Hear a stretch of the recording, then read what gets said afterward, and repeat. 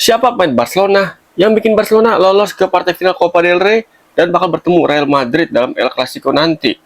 Temukan jawabannya sebelum menit kelima. Kalau kita lihat di pertandingan tadi, ini antara Atletico versus Barcelona, ya gue sih apresiasi ya sama taktik ataupun formasi yang diturunin sama pelatih Barcelona Hansi Flick. Karena apa?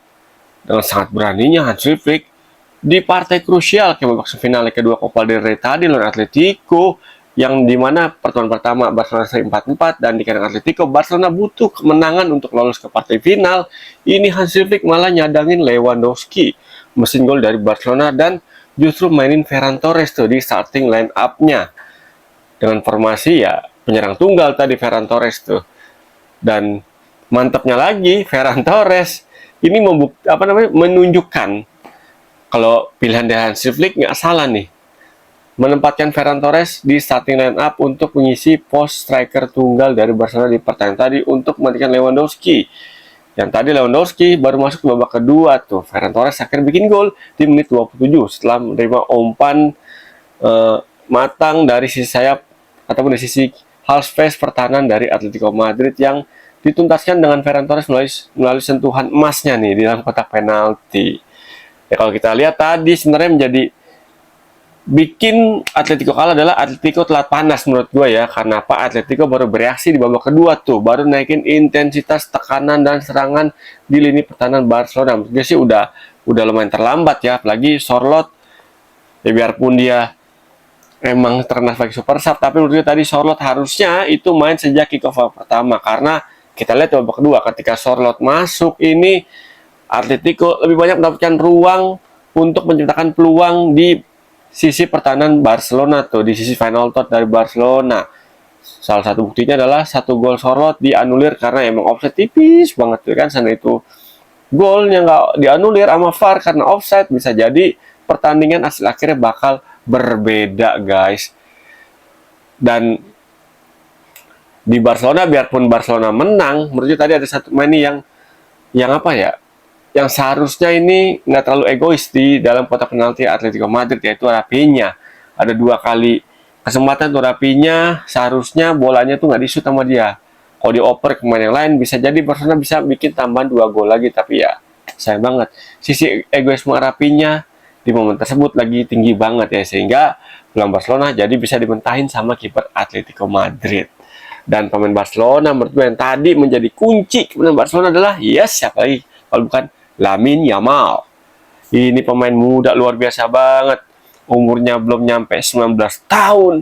Tapi, waduh, pergerakannya sepanjang pertandingan ini benar-benar sangat-sangat merepotkan barisan pertahanan Atletico Madrid.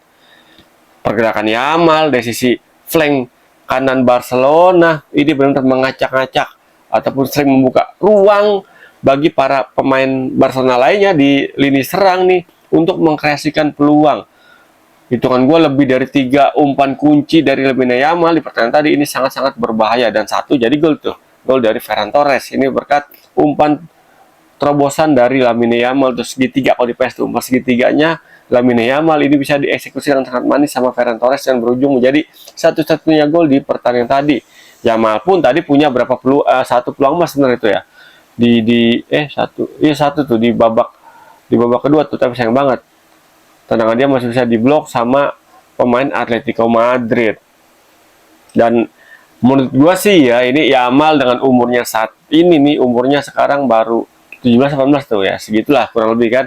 Ini emang luar biasa banget lah Yamal, benar-benar ketika dia ada di lapangan, masuk di starting line up, ini benar-benar menggendong menjadi nyawa permainan Barcelona di bawah asuhan Hansi Flick.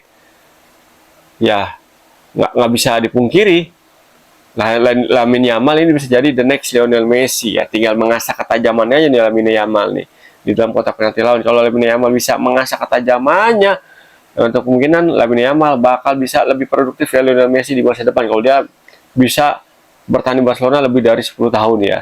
Sekarang umur 17-18 tahun, kalau di bertahan 10 tahun berarti umur 28 atau ya 30 lah. Lamine Yamal bisa banyak mengukir rekor di Barcelona dengan skill yang dimiliki sekarang. Di lawan Atletico Madrid juga kelihatan tuh semalam kan, susah banget di awal tuh Lamine Yamal. Ya menurut gue Lamine Yamal ini perpaduan antara Messi sama Neymar ya. Dribbling bolanya bagus, juga bola susah diambil, dan ya trik-trik gocekannya ini ya memang kayak Neymar lah kurang lebih kan. Sulit ditebak. Dan Atletico Madrid ini hari tadi benar-benar membuktikan Lamine Yamal makin berkembang, makin oke permainannya. Selain Lamine Yamal adalah ya yang menjadi kunci kemenangan Barcelona. Faktor lainnya adalah lini pertahanan Barcelona nih, yang dikomandoi sama Julius Koundé.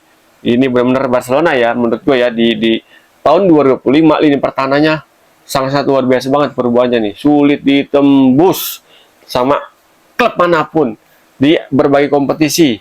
Salah satu bukti sahihnya Barcelona di tahun 2025 belum pernah kalah sekalipun di berbagai ajang. UCL, La Liga maupun Copa del Rey, ini Barcelona belum terkalahkan di tahun 2025. Ini nggak apa namanya itu, nggak bisa dipungkiri ini berkat kebrilianan dari taktik maupun formasi dari pelatih Barcelona Hansi Flick yang bisa cepat memperbaiki kinerja dari lini pertahanan Barcelona yang disama Julius Koundé, terus juga ada beberapa pemain lainnya tuh benar-benar penampilannya benar-benar berubah banget di tahun 2025. Jauh lebih kokoh, tambah lagi ada hadirnya Szczęsny kan di bawah Mister Gawang Barcelona, yang mana setiap Szczęsny main ini Barcelona sangat-sangat sulit ditaklukkan. Nah, kalau Barcelona bisa konsisten kayak gini di Copa del Rey final nanti lawan Real Madrid dalam El Clasico tanggal 27 April, yang untuk kemungkinan Barcelona bakal angkat trofi. Kalau Real Madrid mainnya kayak udah tuh. Kan Real Madrid di musim ini ya kalau nggak salah ya. Dan Barcelona terakhir ketemu tuh di bobol lebih dari 3 atau 4 gol tuh ya kan. Nah, nanti di final Copa del Rey yang kemungkinan bakal terulang tuh skornya tuh.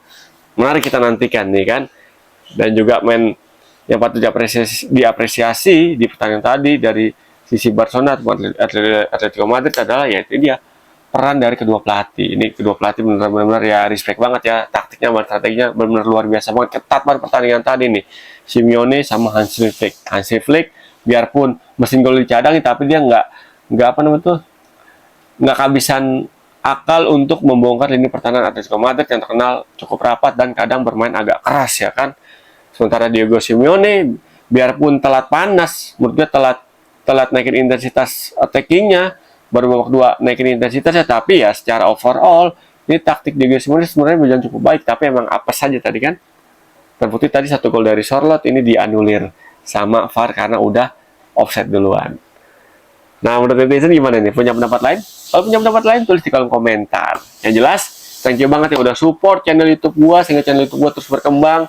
Nontonin konten gua secara konsisten. Thank you banget nih Pundit Abangan konten gua yang bahas tentang sepak bola. Thank you banget sekali lagi buat netizen yang udah mendukung perkembangan channel YouTube gua. Gue Irwan pamit, ketemu lagi bersama gue di konten-konten Pundit Abangan berikutnya. Salam olah bola.